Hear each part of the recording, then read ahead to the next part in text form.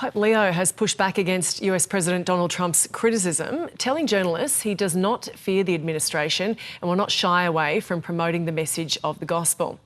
The comments come after President Trump's AI-generated social media post presenting himself as a Jesus-like figure.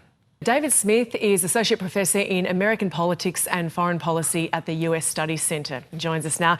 David, thank you for your time. We'll go to that AI-generated image of Trump first. Of course, he has deleted it. Obviously, too late. It is out there.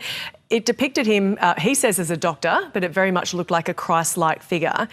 Tell us about the criticism that has drawn and should there have been any surprise there? I think that Trump doesn't understand where religious people's boundaries actually are. He is not very religiously literate himself, despite having a big following of evangelical Christians.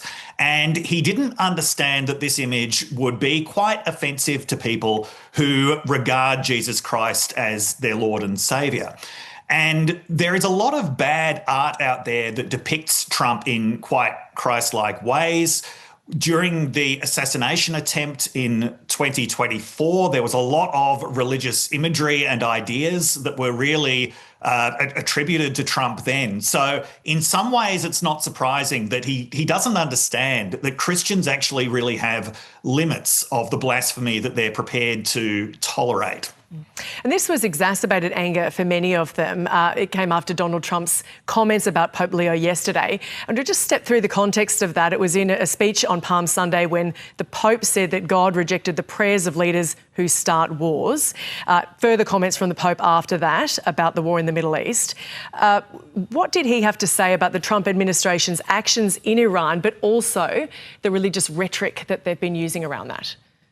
So I think it's important to note that Pope Leo was not just criticising Trump. The way that he made these comments, they could equally have been directed at Vladimir Putin as well.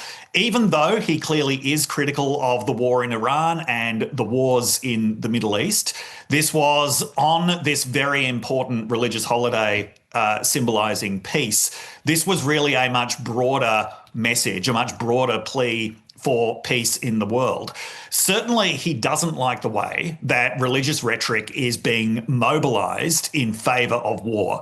And we're seeing a lot of this coming from the Trump administration. We even saw this extraordinary statement from Pete Hegseth on Easter Sunday, claiming that the airman who was rescued, that this was just like the resurrection of Jesus Christ.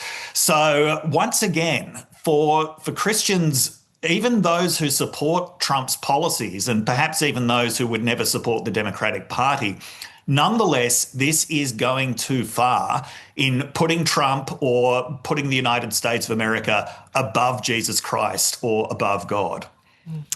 And, I mean, Trump made these disparaging remarks about Pope Leo yesterday and then followed that up with the AI image that we have shown and also the following. So I won't read them out in full, but we'll hold them up so our viewers can see them.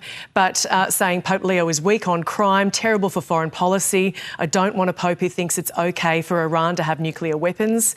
I don't want a Pope who criticises the President of the US because I'm doing what I was elected for in a landslide. Saying if he wasn't in the White House, Leo wouldn't be in the Vatican and he should get his act together as a Pope. So as I say, we'll leave some of those slides up there for our viewers to see. In true Trump style, he didn't hold back. Pope Leo responded. But all of this has prompted demands for an apology from Trump's Christian followers, hasn't it?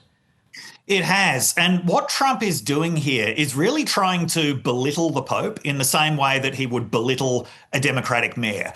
Pope Leo is the world's most influential American apart from Trump himself. He's the religious leader of a movement of 1.4 billion people. What Trump is doing here is trying to say that, no, he's not some moral authority or religious leader. He's just another politician, and I can belittle him in the same way I can belittle any other politician. But for many Catholics, and even for a lot of other Christians who are getting just increasingly uncomfortable with Trump for example, presenting a very violent and vulgar message on Easter Sunday. They just think that he is going too far, that he is overstepping his boundaries as a politician and a president by getting into these kinds of fights with religious leaders, which really lower the dignity of everybody that is involved. And just briefly, bottom line, is this going to hurt Trump and his administration? For his real hardcore followers, it's not going to hurt him very much. But he's been losing a lot of support among independent voters who voted for him because they thought that he was going to bring prices down and not get into any new wars. Even for a lot of those independent voters who like some of his policies, they're just going to think it is not worth it when he is belittling their religious beliefs and when he is belittling the leader of a major world religion. They're just seeing this as more chaos and really not a good response to everything that is going on in the world right now.